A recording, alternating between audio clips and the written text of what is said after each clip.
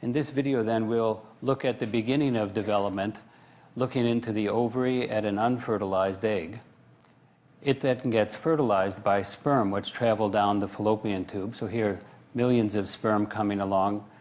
Several of them will hit the egg and try to penetrate it, but one will win, as it were, go into the nucleus, and then there's a reprogramming process where the male and female nuclei have their genes set aside to be turned on and off for early development.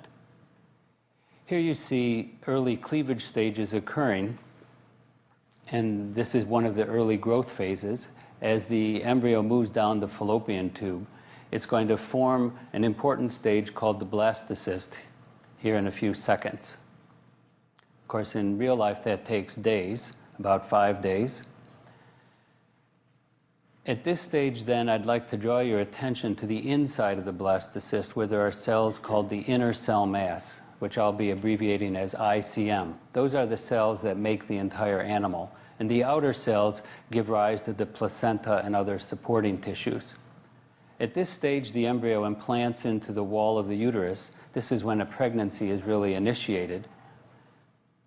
And now we'll see those blue inner cell mass cells form a disc, and then as the cells continue to grow, they change their physical positions, their kind of geographical relationship to one another.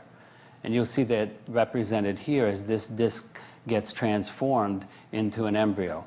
Those lines represent sites where cells are migrating in and out.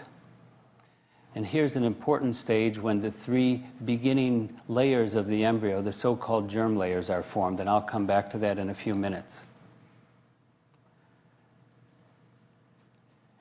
As development proceeds, there's more growth and movement of cells. It'll begin to form a neural tube. Here it turns, and appendages start to bud out. You see the head forming and the eye.